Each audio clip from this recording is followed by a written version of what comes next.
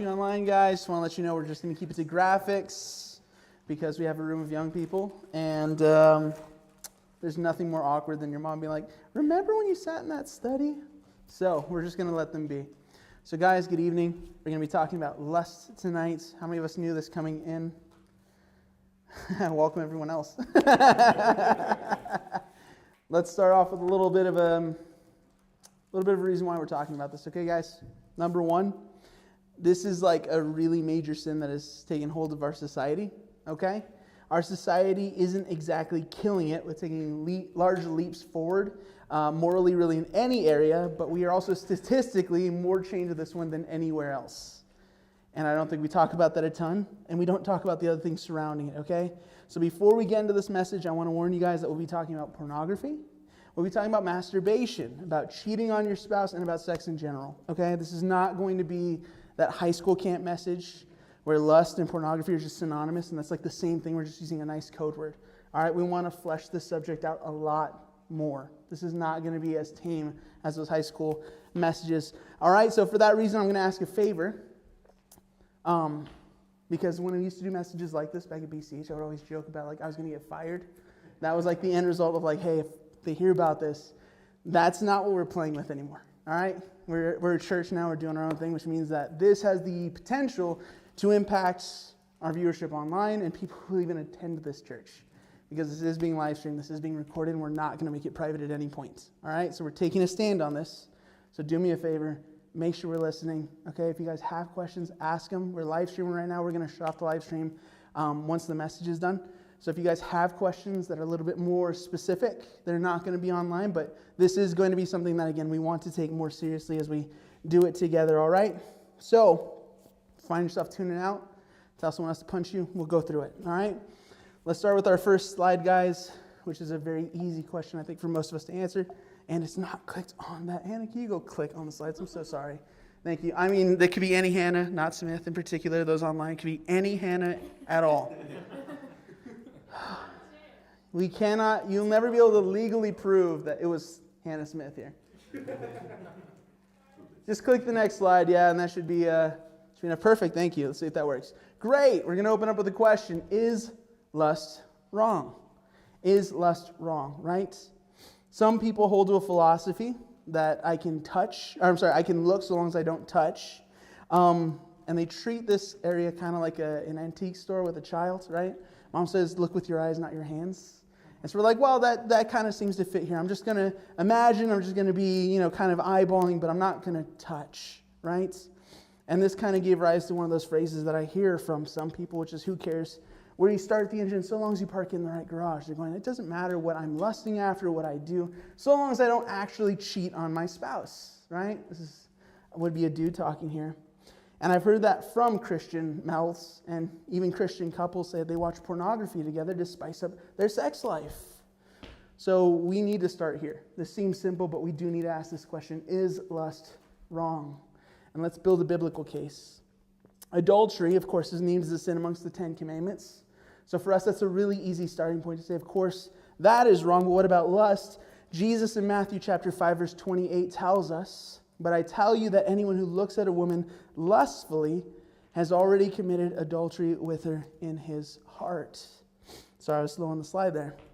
What does that mean? It means God never said, look but don't touch. He never said that was a different thing and it's okay. It means that God looks at this and doesn't just see the consequence of the action. He doesn't just see what will happen, what kind of things you'll suffer if you decide to touch rather than look. In the eyes of God, lust is not innocent. It's inherently sinful and is misused when you look at people and assign sexual feelings towards them that are devoid of marital commitment. Spiritually, looking and touching are the same wrong in the eyes of God. Theologically speaking, James chapter 1, verse 14 and 15 gives us something else to think about. It says, but each person is tempted when they are dragged away by their own evil desires and enticed. It says, then after desire has conceived, it gives birth to sin, and sin, when it is full grown, gives birth to death. In other words, lust doesn't remain just lust. Spoilers.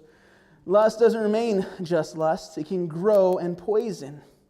That is what makes lust so dangerous. It is a private sin that can easily remain unchecked and quietly destroy your relationships, destroy your impulse control, and enslave you. All right? Let's go over some statistics. Right now, we know that about 70% of the male population of the U.S. watches porn annually. Annually. That does not have to be the same 70%, meaning this impacts a larger group of our community. This is also 70% who want to admit it. All right? 70%. We also know this affects 40% of women as well. What's even scarier than that is the fact that these numbers are higher in teenagers. About 93% of teenage boys have been exposed to pornography and 62% in girls. Sorry, 93, yeah. Meaning that there's a very, very small portion of our population who has not had firsthand experience with this. And right now, again, admitted, about 97.4% of the male population, 82.7% of the female population have been exposed to porn at some point in their lives. So statistically speaking, guys, in this room, everyone. Everyone. All right? We should not look inside and be like, oh my goodness, I might be the only one. No. There's almost no chance. Okay, guys? I would say statistically, there's no chance that you're the only person in this room who's had to deal with this. And that also means statistically, there's probably multiple of us that are addicted to this, especially when you throw on the live stream. Okay? This is not a topic that's like far off and academic. This is something that we don't want to raise our hands and admit to, but this is something that's impacting us as a group and us as a generation right now. This is also numbers that are just in the U.S., and the U.S. is not alone in this epidemic. Globally, numbers are harder to pin down in some countries or to try to determine what percentage of the population is affected. There is, however, a number that shows us how prolific porn is globally, which comes from a popular online source who reported that they had about 80,000 visitors in 2019. This is only one porn site. 80,000 per minute for the year of 2019. 80,000 per minute, guys. One site. Not all of them. One site. 4% of the internet is pornography sites, okay? But about 25% of the traffic at any given time. It's wild. Pornography accounts for more traffic during certain parts of the day than Netflix does. Think about that. In fact, porn viewership on one prominent site jumped 11.6%. You guys remember what happened in March 2019? Who knows? Lockdowns, COVID. I'm sorry. No. Wait. I'm pretty sure it was 2019, my friend. Was it 2020? I don't think so, because this was on their site.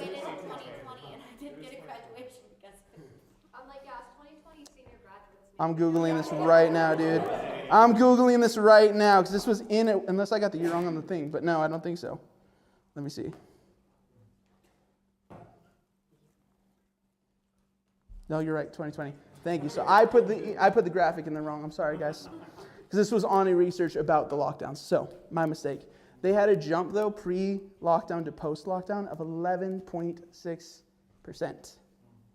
They said from the month that everyone was free to the month that everyone got locked down, we had a huge jump because people had time. They also give the following numbers for growth, which is, again, kind of crazy. They talk about an annual growth here.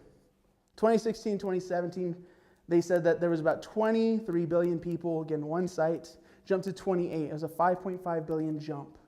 The next year, 2018, 33.5, about a 5 billion jump. The next one, 2019, a 42 billion viewership. And this is not just visitors, as in person by person. This is visits to the site, which was a jump of 8.5 billion, the biggest leap that had been there, right? This shows a gradual increase of our society who's slowly being eaten by something, right? And then this site stopped reporting. In 2023, finally get another number emerged because 2020, 2021, 2022, we didn't have them. 2023, we're almost at 70 billion. What's scary about this is that means if you average it out, we had about a 7.9 billion view growth every year after that point. Our society is either becoming more widespread in its exposure to this, or our society is becoming more desperately dependent on it, or both, by these numbers. Meaning that this is not something that's slowing down for us. This is something that is accelerating. This is something that is not just plateauing. This is something that people are becoming more addicted to, again, by number, by different people, and also more deeply, because this is views, meaning you're going back to the site and going back to the site and going back to the site. Let's put that in perspective as well, guys. 70 billion clicks, 70 billion searches that ended at this site, right? What's the population of Earth? About 8 billion? 70 billion. That means if everyone on Earth decided that they were going to click on this site, they'd have to do so about 9 times to justify this number. And that is women and children and the elderly and blind people who are probably not the customers for the site, right? What's also scary is that during this time we also saw a dramatic rise in cheating. That kind of coincides with the jump that we saw in the viewing of pornography, because as we mentioned before, lust destroys relationships. And in a recent study, we found out that about 15% of couples dealt with infidelity or cheating in their relationship in 2018. In 2023, it's about 25%. If you look at the years in between, it's a gradual but steady climb of about 1% a year, which is wild. All right? It jumped up a couple of points over a couple of different years. What's funny to me is also that this is before and after COVID for us. You think that there would be a dip somewhere in there because of the lockdowns, right? So you go, okay, people are watching more porn, but of course they're locked inside. But then you'd also probably guess that cheating goes down because, well, they're locked inside, right? No. We were watching more porn and we were still cheating our spouses at a higher rate at the same time. And again, we're now sitting at the highest percentage ever of infidelity within relationships. And this is also not limited to the youth, which is kind of scary. Do you guys know what the number one age is for women who cheat? Where the spike occurs? Who wants to take a guess for me? 34. 34. Higher. 40. Huh? 45. 45 higher. 60. 50. And it maintains through the 60s. And then it dips at the 70s to a much lower rate. You guys want to guess at what number men spike at? 18. Actually, believe it or not, women under the age of 30 more likely to cheat on their partner than men under the age of 30. So, not just a men thing. So who wants to guess where men spiked? Age 35. 50. The same age. Age 50. The only difference is that men never go down after that point. They stop charting at 80, and men are still cheating at a high rate at 80 plus. The women just, dudes never stopped, never quit the game. Which highlights something else for us, guys. Lust doesn't dissipate. This doesn't go away. This is painted as a high school topic. It's not. This is a lifetime topic. In fact, what this really shows us is the fact that lust doesn't even, again, plateau in our hearts. It continues to build, right? How many of us know that if you take a small dose of poison, there's going to be bad effects, but it won't kill you? But at some point of being poisoned over and over and over again with something your body cannot adapt to, what happens? What happens when there's a buildup of lead, right? Or other heavy metals in your body? What happens? You start to suffer ill effects until you die, right? Here it appears that there's a buildup where it eventually hit kind of critical mass at about apparently 50 for most people, where just you kind of lose control here. And you start to engage in actions that you shouldn't. So this is not something that we look at as young people and go, well, just grow out of it. This is something that we're going to struggle with for the rest of our lives, and this is going to be something our society struggles with for the rest of their lives. I also want to make sure that we're not getting it twisted. Again, lust is not a word synonymous only with porn. That is not a code word that makes it kosher. All right, lust comes in a lot of forms. I feel like the church does a really good job on focusing on the fact that porn is wrong. But guess what? They're not alone in that. Please, Miss Nameless Person, what do you have to say? Is this talking about just physically cheating, or is it also talking about emotionally? This is only physical. They only quantified it by you had intercourse with someone who wasn't your spouse, or you had physical, sexual, actions. So this is not, I caught him talking on the phone to another woman. This is cheating. This is going to be, no, they went too far. All right? Like I said, this is not just a porn issue. It shows itself in a lot of different ways. All right? Porn is one version that is very popular, and again, our society is kind of turning against it right now. It was funny that in 2020 that site stopped reporting because I think it was just starting to get too prolific. They're like, we don't necessarily want to own up to what's going on. Because at that time, too, we also have people like Terry Crews coming out being like, dude, don't do it, it's terrible. Right? More recently, Billie Eilish comes up and she's like, this is awful. Our society is starting to get the hint that this is a bad thing. We're not going to touch on like sex slavery and things that connect to the porn industry, all right, tonight.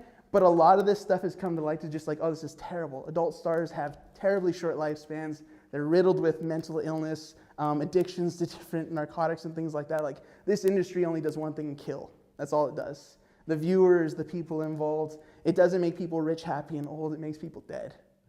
If you're in front of the camera dealing with this closely. I'm sure there's some, people behind the scenes who are financially making this possible, who are benefiting greatly. You also want to know something crazy about the numbers for this before we move on? The porn industry makes about the same amount of money right now, when last measured, as the NCAA. Not just football, like any collegiate sport. That money, when it's pulled together, matches the output of like the porn industry annually. That's nuts to me. All right, so we're not just like sitting here looking at something and we're like, if we shut down one site, we're good. No, there's too much money in it, okay? Especially when you recognize that a lot of the services they render are free. This is ad revenue because there's so many clicks. This is traffic money, all right? But in addition to that, there's other forms that this takes place in, right? Ladies, if I may ask you a question, and I'm sorry, this is just the day, so we're going to be a little bit crazy. Would you feel better if you found out your boyfriend was watching porn but then switched to something else, your husband, your fiance, whatever it is? They decided that they're now just going to call a sex hotline, and that's going to be a thing, because we don't want to look at things and lust after them. We're just going to listen to them. Would that feel better to you? Yes? No? Hand raise for yes. Hand raise for no. Those who cannot see the room, all I'm seeing are hand raises that say no, and they're very sheepish. That doesn't make it better. Why? Lust is not just of the eyes. Lust is not just watching sex acts. Lust is something of the heart, right?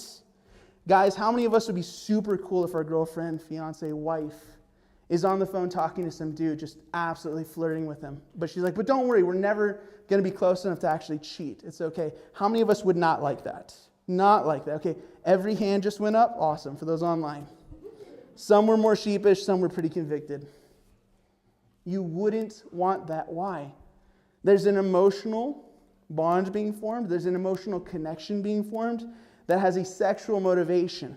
We don't want that to happen because that is for us. That's the beauty of a monogamous relationship, right? Lust is sexual and emotional longing. You don't want your spouse to be forming that connection, your girlfriend, your fiance to be forming that connection with anyone else, and neither does God.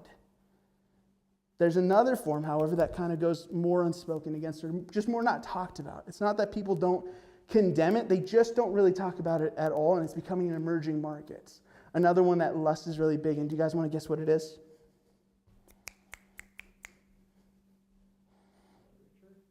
Yes, literature. Who knows that we've had a boom in what is often called smut, erotic novels? This is something that churches aren't really talking about, because guess what? There was this whole outrage about one novel that was, erotic, and then it just kind of died away as if this doesn't still happen. That's not good for us. And you know what? We'll pay attention to that novel in particular because the numbers are pretty easy to get a hold of. But this is something that has a growing market in the United States. So let me ask you guys, who knows what the best-selling book in history is? The Bible. It's the Bible. Do you know what the best-selling book in the U.S. between the years 2010 and 2019 were? 50 Shades of Grey. It was 50 Shades of Grey, guys. Do you want to know what the second place was? What do you think second place was? Any guesses? The Bible. No, it was not the Bible. It's 50 Shades of Grey 2. Who wants to guess what the third place was? There is a third book, and it was number 3. Who wants to guess what number 4 is? Hunger Games. At its height. These are the 2010s, guys. A bunch of us were whistling with 3 fingers up, okay? And it could not crack the sales of 50 Shades of Grey 1, 2, or 3, and it wasn't close. Guys, these novels suck. All right? Can I read you some lines about how well this book is written? Let's just read some of the gems that just paint colorful language for us so we can understand what's going on. I'm going to give you guys 3 quotes, all right? Number 1, the elevator whisks me with terminal velocity to the 20th floor. That's a terribly written sentence. Who knows what terminal velocity is? Not good. Not good at all. She died at the 12th floor, apparently. How about this one? I must be the color of the Communist Manifesto. That's quite the sentence. We have another one. I'm sorry, guys, this one's a bit more graphic. It says, grabbing it quickly, I squirted toothpaste on it and brushed my teeth. In double quick time, I feel so naughty, it's such a thrill. She's brushing her teeth, okay? What the heck is that writing? We are not consuming this for the sake of a good read, okay? We're not reading this because it's stirring and just like, I want to be as well written as this author, right? As well worded as this great wordsmith. We're reading it because it graphically describes sex acts. As badly written as the connective sections are, the smuttiness of the bedroom scenes rev our sex drives. Again, men dominate porn viewership with a 40-70 split, which sometimes leads us to believe that lust is a primarily male issue, but women make up about 75% of the audience of 50 Shades of Grey, which was about 11.4 million women based on purchases of the book just in the U.S. Another shocking statistic is that about 55% of these women are under 30, meaning this is an emerging market. Women are not devoid of lust, it just rears its head up differently. And again, when we think of 50 Shades of Grey, I think of The Office. Because there's an episode where like Phyllis is like taking it in and it's just like, ah. We think about like nasty old women locked up somewhere, right? Or they're just like housebound and it must be some lady in a wheelchair who's just like fantasizing. It's not. When we think porn addicts, we think of like that 400-pound weeaboo dude with like Dorito dust on his shirt. It's not. This is very real for us as a demographic, guys. And again, we don't see the same condemnation from our society about smut as we do porn, which makes it arguably more dangerous. Because if I shouldn't be watching things that excite me sexually or listening over the phone to things that sexually excite me, guess what? It's no better in print. And for some of us, again, churches preached against porn, preached against unfaithfulness in relationships, and stood up vocally against this novel in particular, like 50 Shades of Grey. But we fell short in some other ways. So let me ask you guys, so we started our time with a question. There's the quotes. Is lust wrong? What would you guys say? How many think yes? Awesome. Let me give you the answer. No, it's not. It's misused. Lust, biblically, is not wrong between, say, spouses. I hope that I have a sexual longing for my spouse. I hope that I have a desire that pushes me towards her or him, right?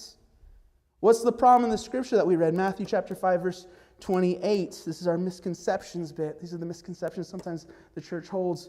Matthew chapter 5, verse 28 said this, "But I tell you that if anyone looks at a woman lustfully, he has already committed adultery with her in his heart." Is that the person's wife? No, that's not their spouse. This is looking at someone who is not meant to be looked at in that way. This is somebody who does not have a connection to them that is within marital bonds, right? When God says, look and don't touch, what he's talking about here is about other people. We should not look. We should not look and think that I'm fine if I don't touch. We should not be touching people that are not our husbands or our wives. It's not that lust is inherently wrong. It's inherently wrong when it's devoid of marital commitment, right? So it's not evil, it's misused. There's nothing wrong with, again, lusting after your spouse. The word in Matthew here means to long for or to covet or to set your heart upon.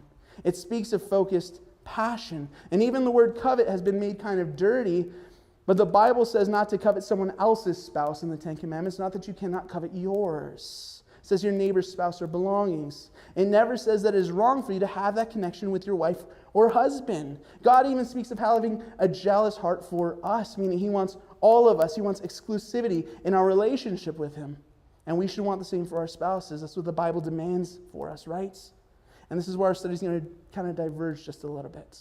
Because again, the term lust here, what we describe with it, is usually nothing more than pornography. It needs to be bigger than that. And then when we understand that sexuality is not inherently wrong, it starts to color the argument differently again, all right? So stay with me. Is everyone okay? We're all right? Do I need to go through that again, or are we following? Okay, great. I'm not advocating for you to cheat on your spouse. I'm not advocating for lust to be a part of your daily interaction with anyone of the opposite gender or the same gender for that matter. I'm advocating for you to have a sexually active relationship with your spouse only, okay?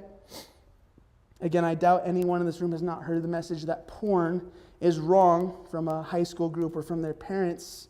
However, Christians are also really good at letting us know what they're against and really bad at letting us know what they're for, right? We see a lot of picketing. We see a lot of outrage. We don't often see a ton of in-depth teaching, especially on topics that make us blush. A bit of testimony here, guys. My generation, and maybe yours as well to a lesser degree, have been affected by one key authored source. Does anybody know a book that was written that really impacted dating from back in the 90s till even today? I talked to you about this, so I'm going to ask somebody else first. Nameless person. Does anyone have a guess? All right, nameless person, what book is it? Isn't it like Kiss Dating Goodbye? I Kiss Dating Goodbye. Yeah. I Kiss Dating Goodbye was a book written to teach about dating, and it was written by a guy named Joshua Harris. And this book is not totally evil, but it helped to popularize ideas like holding hands, kissing, or being alone even in public are all wrong until you're married. Can't hold a hand until you put a ring on it. You can't kiss your spouse until you're 100% your spouse. You can't hug unless it's a side hug. You can't other things like that. I'm not taking a stance on which of these are right or wrong in certain contexts. What I'm saying is that these are not scriptural. All right? Nowhere in the Bible says you can't hold the hand of someone. Right? I hold my children's hands. That is a pure bond thing. I hold hands of people I help off the ground who are 90. That has nothing to do with lust. The idea that you cannot hold hands with another individual extends itself past what is biblically there for us, right? And this book became incredibly popular in the Christian and conservative circles and helped to establish what we now call the purity culture most Christian kids grow up in. What is concerning about this is that Josh Harris wrote this book when he was only 21. And he wasn't married. And since then, he has renounced his book, and he divorced his wife, and he's fallen away from Christianity altogether. And yet, many people will think things like, hey, holding hands is wrong in a dating or engagement situation. And they don't really know where they got it from, but it's a lot of these roots trace back to this book and to this time when it was a huge surge of people going, this must be the right thing. How many of us have heard the phrase that you've given away a piece of your heart to someone other than your spouse? Yeah, that came from this. This pioneered that idea. It gave the picture of a man coming up to his fiancée and introducing her to 6 other girls saying, I gave away pieces of my heart that I can't give you now. That was never found in the Bible. That was found in an authored piece of literature, right? In fact, my relationship with my wife was affected by this book. I was raised to think that taking Allie to the movies without a third person present was harmful and was sinful. And my wife later told me that she was scared to look me in the eyes when we went on our first date due to the idea that it would promote lust. So for the entirety of the evening, she would look at me, and then if I looked up to meet her gaze, she would have to look away because she felt anything else would be sinful. What does that lead to, guys? That leads to a lot of relationships that suffer from the after effects of a standard set by a book they may have never even heard about. And it means that sexuality in the church morphed from something that God designed to something that was inherently shameful up until the moment you said, I do. It became dirty, and it became a topic that the churches largely fell silent on in any way other than condemning it. So let's remedy that a little bit, okay? Here's what we're going to talk about. Sex, biblically, all right? Calm down, gentlemen. God created most, if not all of you in this room, with the calling to marriage. And the church, again, has done a fabulous job of telling you some of what that requires. We have concepts like don't date or marry someone who isn't a Christian. And guess what? 2 Corinthians tells us this: do not be yoked together with unbelievers. For what do righteousness and wickedness have in common? Or what fellowship can light have with darkness? This isn't written exclusively to dating couples. This could be in a business relationship. This could be with your best friend that you're just open with everything about. You shouldn't have people that close in your life, though, who are the person you're counting on because they don't hold to the same standard of conviction or with the same goals in heart when they walk through life with you. But guess what? It's even more devastating in a relationship that's supposed to end in marriage, because they will push you towards things that will not help you. Who knows biblically why God said not to marry women from other nations to the men of Israel? It was because they would drag their hearts away from worshiping the one true God into worshiping other idols. Okay, that's still true for us today.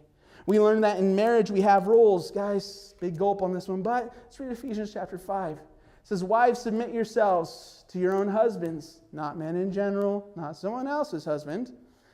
Submit to your own husband as you do to the Lord. For the husband is the head of the wife, as Christ is the head of the church, his body, of which he is the Savior. Now, as the church submits to Christ, so also wives should submit to their husbands in everything.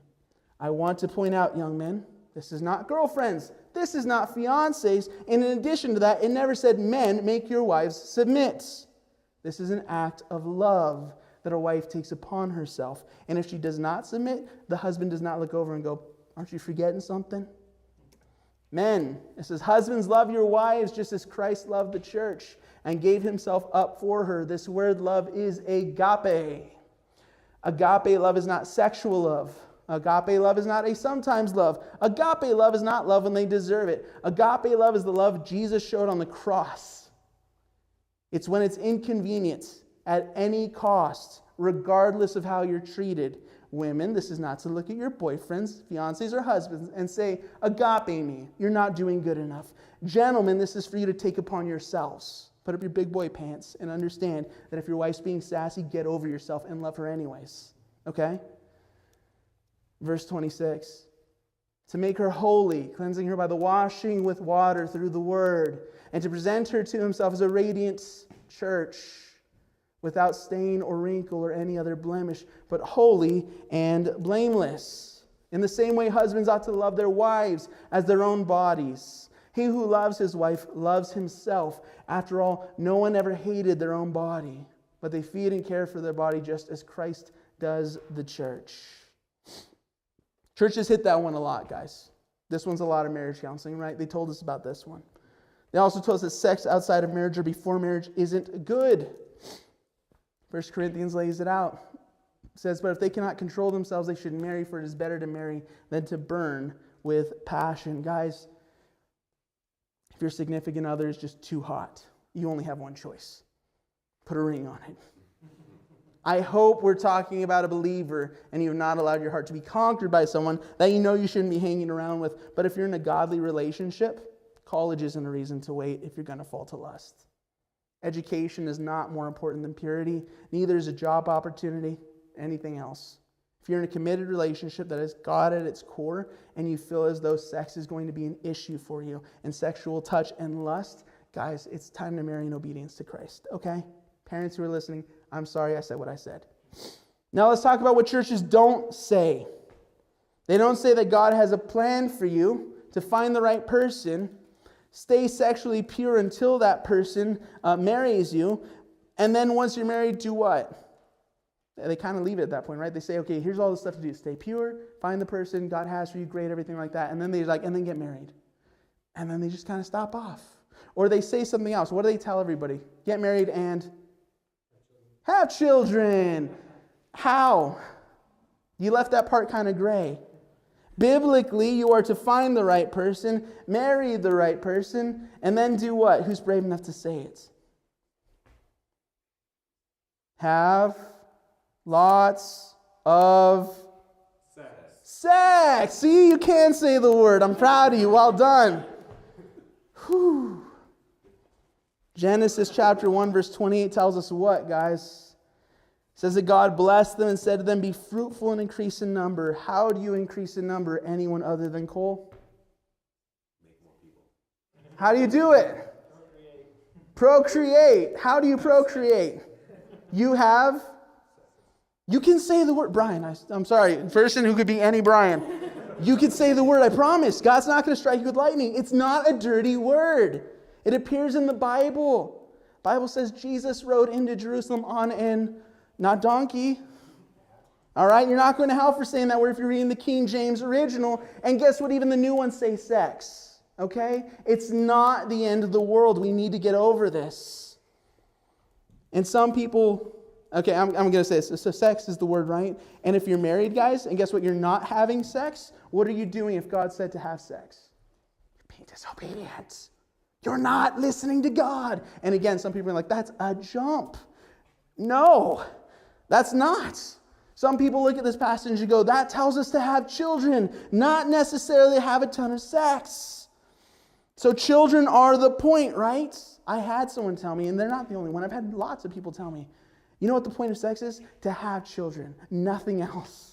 The point of sex is procreation. That's it. So like you said, talk about procreation, right? It's true. It's part of it. It's not the only part. If you are barren, or as a man, if you cannot have children, does that mean you never have sex in a marriage?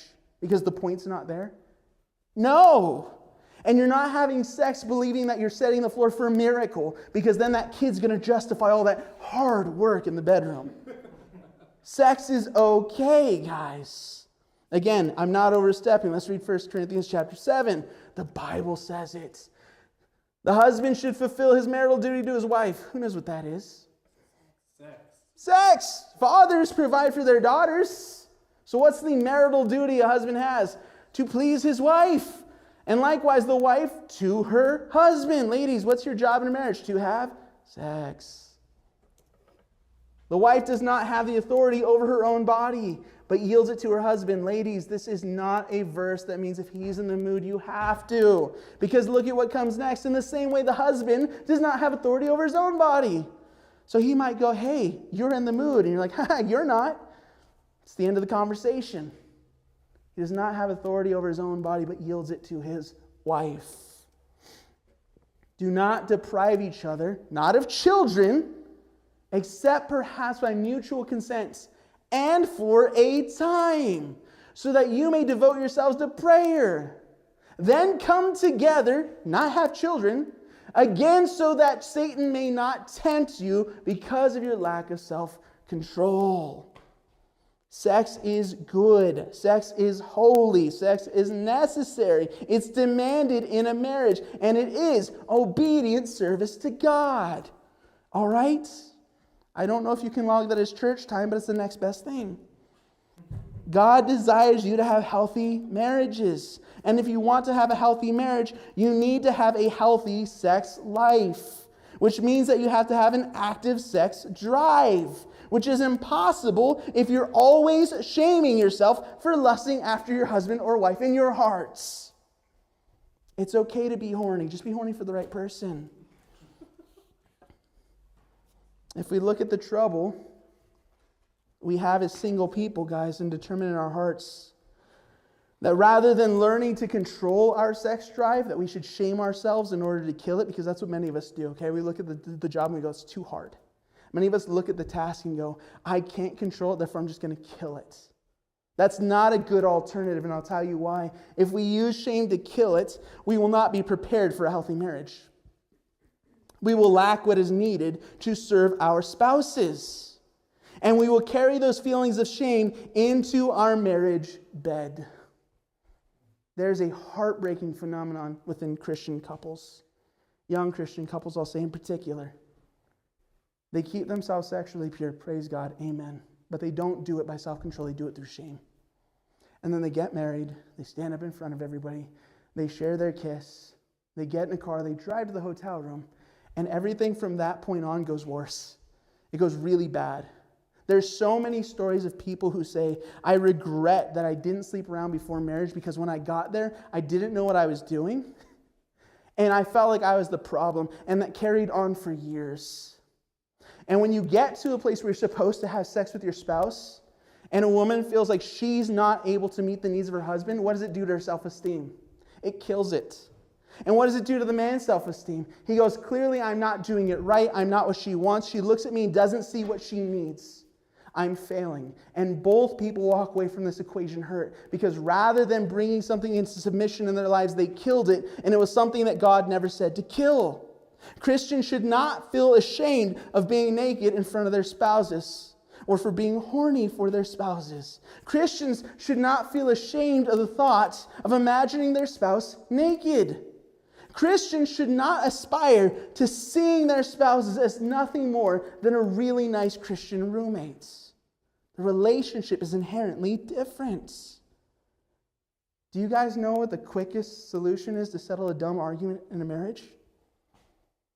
It's deciding to Netflix and chill, but skipping the Netflix. Ladies, do you know how to win arguments in a marriage? It's not what you think. I never said that. What I said was in my notes, argue without your shirt. Is that fighting dirty? Yes. But boy, does that give your husband motivation to be patient and kind. So praise God, you're helping him to live to God's glory in that moment. Gentlemen, practice talking dirty to your wives. It's not wrong. And if you get really good at it, they won't have to settle for reading I Must Be the Color of the Communist Manifesto in 50 Shades of Grey. All spouses should seek to be really, really good at sexually pleasing one another in healthy, biblical ways. Not because the Bible told you you have to, but because the Bible gave you this spouse to care for. So let's summarize what we've talked about thus far. Sex in marriage equals good. Lust for spouse equals good. It has to be monkey math, okay, guys? Being good at sex equals good, so long as you're practicing with your spouse. Shame about sex in marriage equals bad. Lust, not for your spouse, equals bad, which porn, smut, and cheating equal to, which is also bad. Now let's dive into the more practical things for those who are single and battling improper lust. And this ties over into married people as well, people in relationships, okay? But let's be honest here. Number one, you're not going to beat this alone, statistically speaking. All right, God moves. Miracles happen. But if you're going to try to quit smoking, it's the statistical odds that you're just never going to want one again, or that it's going to be a battle. If you drink and get drunk a lot, is your plan just like, I'm just going to gut it out? Or do you need some people in your corner because you're going to struggle? It's that second one. The withdrawals are ugly. It doesn't matter how bad you want to quit lust. It doesn't matter how bad you feel about lust. You need help. Shame will not suffice. We just read a ton of stats about the fact that most of our population is sex addicted, lust addicted. And those stats do not change very much based on being a Christian, I'm sad to report. Those in a faith community do not do a ton better. Some do worse based on age. That is not going to be your saving grace. You need to understand that your feelings are not wrong, they're just misplaced. And you need people to talk to about what's going on. Because the number one thing that will keep you trapped in an addictive relationship with lust is keeping it private. All right? Why? Because privacy is sold to us in our own hearts as a safety net from the judgment of others. And guess what? It is. If people don't know, they can't judge you. If people don't know you're struggling, they can't look at you differently. That's fair. Yet at the same time, it also promotes shame. Shame that threatens you with thoughts like if they ever found out, they would fill in the blank. Or if a spouse or significant ever found out and you admitted to the fact that you struggle with watching porn, that they would leave you. That's what it becomes. What was once private for the sake of being kosher, not making people blush, becomes a thing that will kill you inside. And that shame will not ease up. The addiction does not go away after marriage. So you become a liar. You become a liar to your friends, you become a liar to your spouse, and you become powerless to change the fact that God isn't your master. Sexual addiction is. And I always tell this story, but it's true. You guys know what a men's retreat is? By show of hands, raise hands. You guys know what a men's retreat is? It's like a summer camp, but for dudes instead of high schoolers or junior hires, right? You go out for a couple days. You do Bible studies. Usually it's about something manly. You eat a couple meals, you play some basketball, swim, whatever. You come back as the boys. In my experiences with these men's retreats, there was always a moment that every one of these camps shared. We get in, and after the second day, because the first day you just get there and you unload and unpack everything. The second day you'd come in, they'd have a couple of good messages. You'd get into the groove of hanging out with the boys. You'd eat some good meat-based meals. And then you'd come together around a campfire, and they call it an afterglow. And someone would play a guitar, and you'd worship together, and you'd be all arm in arm, and everyone's chummy and getting along. And then they'd stop and say, is there anything anyone wants to ask prayer for? And the first dude raises his hand, everyone looks over and he goes, I don't read my Bible enough. I read my Bible, just not enough. Can you pray for me? And everyone goes, oh yeah, we'll pray for you. And some other guy puts his hand and goes, I need to be a better husband. Everyone goes, oh yeah, absolutely, we'll pray for that one. And then there's always that one guy in the corner who's just like breaking down. He's not holding it together. He's crying again in front of all the boys, not the thing you're supposed to do. He's a mess, right? He hits his knees at some point during one of the songs and wails out maybe. And then the next time they ask, is there anything you want prayer for? He raises his hand. He is shaking, right?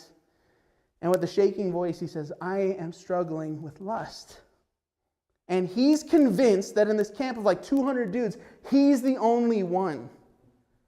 And so it's been eating him up, but he's the guy who breaks through the wall. He's the bloodied one with all the shame first through that brick wall. And he says, I'm doing this. And everyone looks at him with compassion.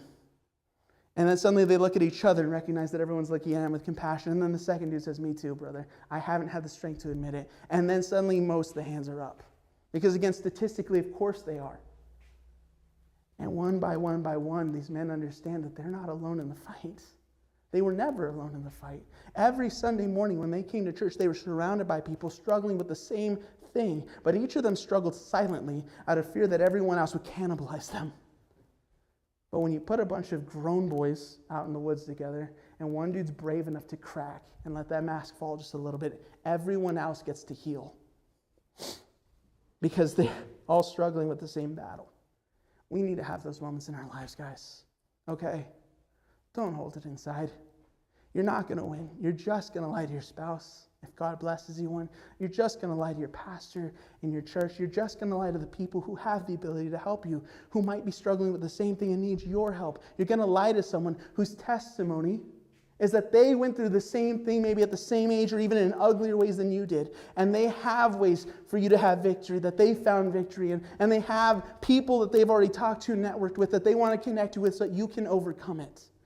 Don't sit quietly and allow yourself to be eaten alive. It's going to take one brave person. It's going to take one brave person a couple different times.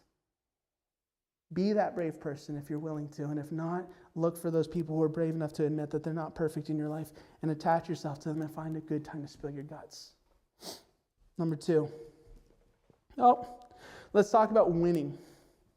What does beating this addiction mean? What does winning against lusts? What does it mean that you've won the battle against lust? 2 Corinthians 10:5 gives us that picture. It says, we demolish arguments and every pretension that sets itself up against the knowledge of God.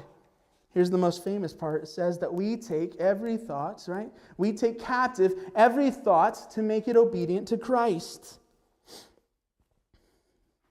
The truth is that winning, beating lust, is not simply killing every horny feeling or every thought about having sex. Let me ask you, if we sent soldiers out into a battlefield and we told them, capture the enemy, and they gunned everyone down, did they do their job right? Why? What does capture mean? Does it mean gun everyone down? No. What does it mean? It means bring into submission, dominate, bend to your will, not erase, not eradicate, not make extinct, not put 6 feet in the ground. It means to have control over them. So if you were ordered to go take people captive and you gun them down, you know what you've done? It's called a war crime. You did not need to do that. You stepped too far and did damage. in this case, right, of not only taking captive but murdering, we as Christians overstep from taking our thoughts captive to killing what God has given us, that God-given sex drive. AKA, we damage ourselves. Your end goal as a Christian is not to erase any sexual urges or thoughts from your brain. It is to dominate them. It is that you control them and they do not control you. Girls, if you find yourself staring into your boyfriend's eyes with intense desire, don't kill yourself over it. That's a good thing if he's one day going to be your husband. However, since he is not yet, you need to get a grip, all right? Change the setting. Take him ring shopping and drop hints. It's not wrong that you feel that. It's going to be wrong if you vent it in an incorrect way. Gentlemen, if your girl is looking a little too thick. It's true. All right? And has you ready to risk it all. Excuse yourself. Call up one of the boys until it passes. Or remind yourself that it's fine as she is. You are called in 1 Timothy 5, chapter 5, verse 2, to treat, quote, older women as mothers and younger women as sisters with absolute purity. Not your wife, other women, right? I include that older women part because some of you like to go big game hunting. More power to you. But the truth is, brutally, that you're not going to fill up your mother or your sister. So you should not be allowing that impulse to control you to doing that towards another woman who is not your wife. You can feel that impulse. That's a good impulse. You're going to need it. And I hope that your girl makes you act up. As soon as you're married, though. But until then, you got to hold the line and take those things captive. Other sets of good ideas, good guidelines might include don't be in each other's rooms alone. It's hard to be seductive at Fred Meyer's. Change the setting, okay? Or don't be in a group of people who are going to encourage you in that direction. Surround yourself with people who understand that you're trying to serve Jesus. It makes being horny way more awkward. And again, good friends go a long way. Now, finally, we get to talk about something. It's our last bad word that we talked about at the beginning. Something that most churches, again, never talk about, and it's very controversial. Oh, there it is. Masturbation. Masturbation. How many of us have ever heard a Bible study on masturbation? One. Guys, there's like 20 people in this room, online viewers. One person. One person. And we need to be clear on this topic because it too is quietly killed. Off the bat, we need to be perfectly honest, guys, and say this. The Bible does not condemn masturbation anywhere in the New Testament. Period. Full stop. And those who say it's always a sin present a case. Although in my opinion, it's a very weak case. They would point out two portions of text. One is in Genesis 38, where there's a man named Onan, and he's having sex. And he decides to pull out and ejaculate on the floor. I'm sorry, guys, it's that kind of message. We're going to use those words. Critics see this and say that is masturbation because he didn't finish in the woman. Let's go over the context of the story. Number one, a problem with that observation. That would also make contraceptives a sin, which again, many of these people do not argue it is.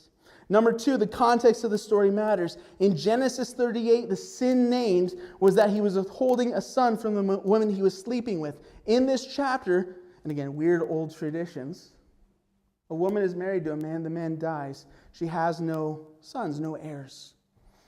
So the brother-in-law is told, sleep with her, give her an heir, so that the family line may continue there. Weird thing to do, off the bat, okay? And this man, Onan, goes, I don't want to because I want the stuff. If there's no heir, it goes to the next of kin. That's me. So he does this action. This is not speaking about masturbation. This is speaking about greed. The other scripture used is Leviticus 15.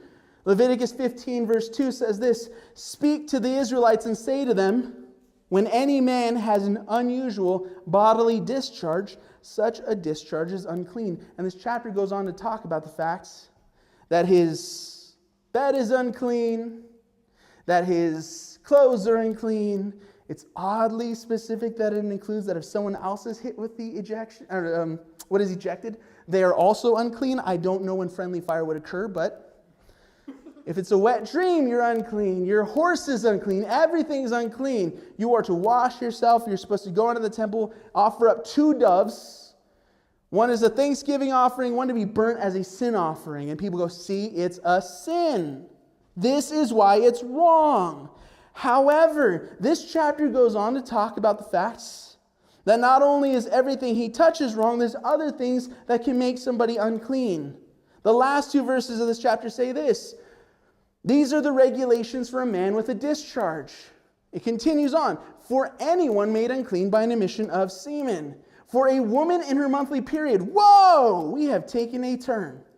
And for a man or a woman with a discharge. And for a man who has sexual relations with a woman who is ceremonially unclean. Let me ask you guys. If masturbation is called a sin due to this portion of Scripture, isn't also menstruation?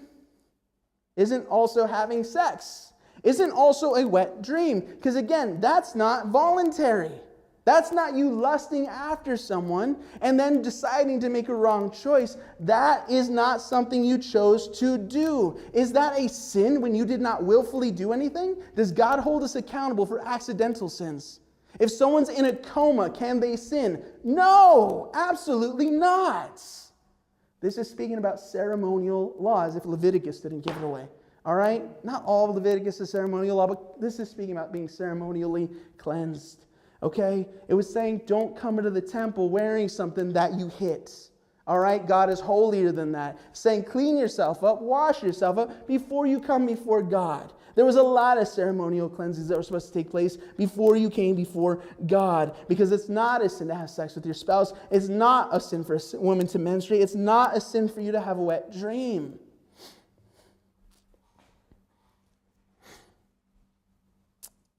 So, this leaves us with a question.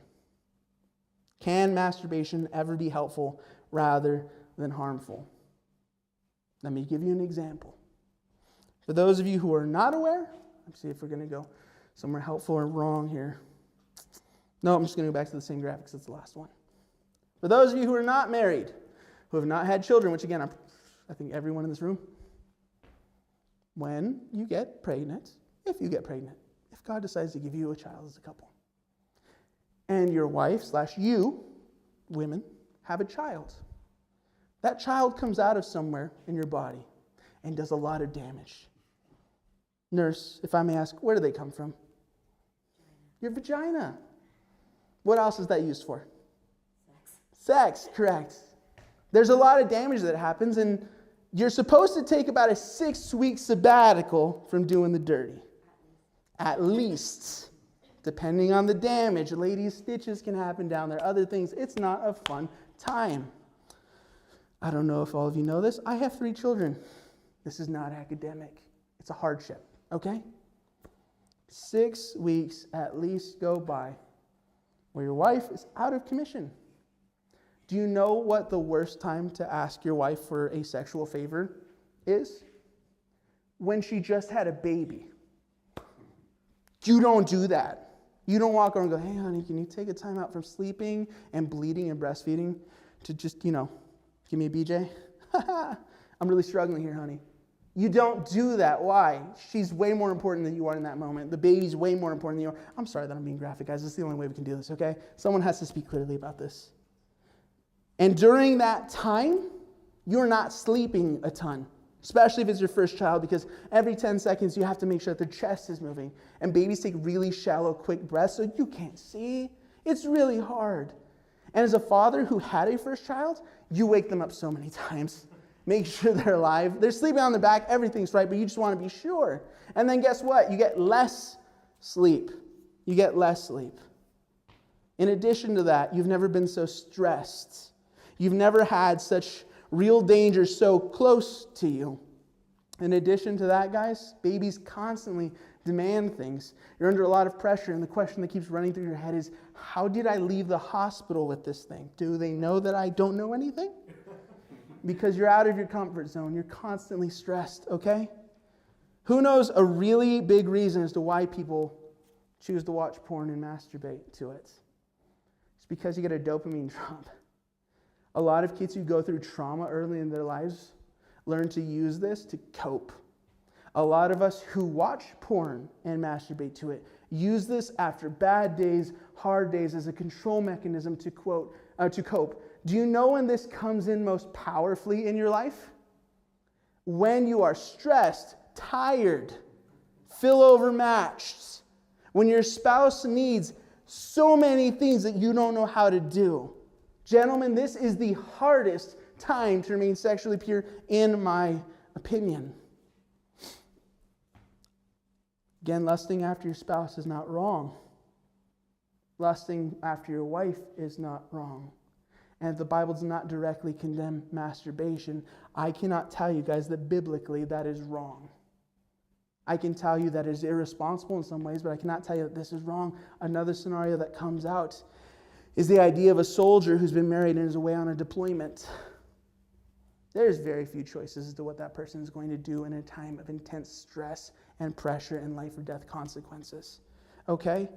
I do not believe that an alternative of watching porn, sleeping with someone who's not your wife, other things are a good or more laudable course of action. Okay? What we need to understand is that lust should not be mixed with masturbation when it's not for your wife, right? It should also not be in control of your life. Masturbation can be habit-forming and addictive. It also should not be used to dishonor your spouse, to end up withholding yourself from your spouse because you're going to win the fights. If it does push against these guidelines, then you absolutely know that it's wrong in your life. But if it does not, we can't biblically say that it is 100% a sin. Again, I would caution you all that this is not an advisable action. If you need to get rid of lust, if you're detoxing from lust that has been unhealthy, if you have been hooked on porn or reading smut or anything else, your mind will not be able to separate lust from release. In addition to that, some people find this to only be a slippery slope towards lusts. So it is not a tool that they can use. And you should know that before you do this yourself, before you give yourself permission, you need to ask these questions. And if you're married, you need to have a very serious conversation with your spouse. This should not be something that's kept on the DL. This is not something that you keep hidden in your life. However, to call masturbation outright a sin is intellectually and biblically dishonest, meaning that we have to classify masturbation not always as a sin, but as a liberty. Not everyone in this room is called to drinking. Not everyone can handle it. My bloodlines are abusive drunks. I'm not going to take that chance with my wife. I'm not going to take that chance as a Christian or as a pastor. Yet, for some people, they can have a glass of wine with a steak. This is not for everyone. And even for those who feel like it can be for them, this should be something that is taken as prayerful, right? You should be praying about how much and when and why. But the danger in this is that it can also become just a source of shame or outside condemnation. And that is not what it's supposed to be either, okay? For some of us, guys, our story is not lusting turning into masturbation. For some of us, we are victims of abuse. For some of us, we went through lifestyles that were outside of our control, and masturbation at a very young age became a coping mechanism. I'm not sharing my testimony, this is just truth. If you believe that that is inherently something that separates you from God, you are going to devalue yourself.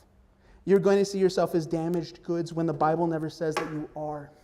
You're going to see yourself as someone who is not worthy of someone who's a real Christian, some of us, okay? We cannot take something that is extra biblical, hold it over our lives, and speak into it that because of this one thing that happened, especially if it was at a tender age, especially if it was not connected to pornography or other things, that we are dirtied. Okay? Let's recap a little bit here. The heart of this message is not to be as shocking as possible. The heart of this message is to be clear and biblical. The heart of this message is to see you guys live in health. Okay? I don't want you guys to be statistics that are addicted to porn, and at the same time, I don't want you to be statistics that got into marriages where you never had a conversation about sex before you put a ring on it. I don't want you to be a statistic where you got married and both of you live years feeling like you're the problem as to why your partner is not sexually fulfilled.